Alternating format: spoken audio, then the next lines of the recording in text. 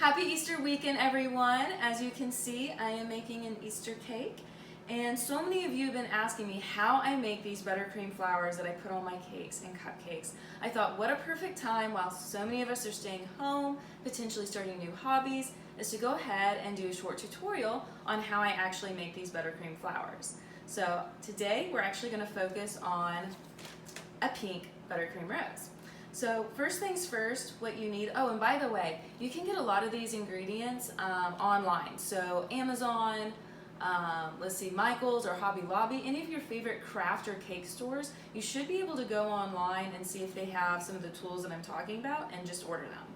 So one thing I'm using is the piping bag. I use the plastic ones because they're still really easy to clean out. I also am using a coupler, and this is what helps me change out my different tips when I want to use a different tip on a certain color of buttercream bag. So this tip, and the tips, by the way, is what helps me give different petal shapes and different shapes of flowers. So for this one, I'm using a tip 104, and what you'll see is that the line going all the way down is not the same width. At the very bottom here, it's thicker than at the top. And the other tool I'm going to use is what is called a flower nail. This is what you can put wax or parchment paper on as you pipe out your flower and help it not move around too much. So I'm going to put just a little dab of my buttercream there and put on some wax paper. Now one thing notice is I've pushed all the icing down so it's nice and neat here.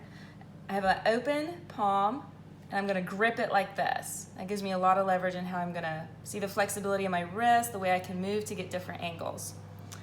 Now I'm just going to put a little mound here in the middle of my wax paper. Now notice how my angle that I'm holding my bag just straight up and down at first.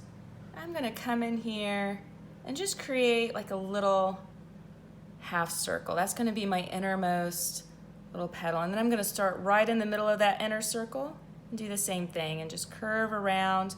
You'll notice that I'm turning the flower nail just by twisting it within my fingers like I would a pencil or an actual flower.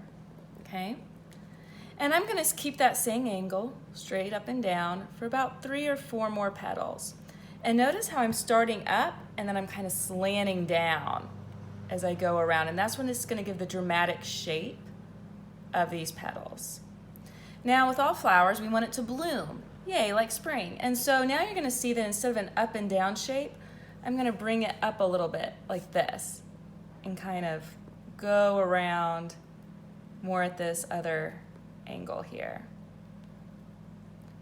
And see how I can just keep twisting it when my wrist doesn't want to twist anymore in one direction.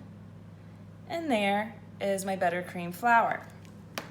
Now what I like to do is to go ahead and put them all on a rack and then set them in the freezer this way, because you can still see they're very formable right now, because buttercream is a very easy texture to shape. So I'm going to put these in the freezer, and by the time I'm ready to put them on my cake, they'll be hardened. So I just have these little cute scissors that I just pick up and set on my cake. So give it a try, let me know how it goes. Maybe I'll be able to make some more tutorials on the other types of flowers you can make. And if you have any questions, shoot me a message.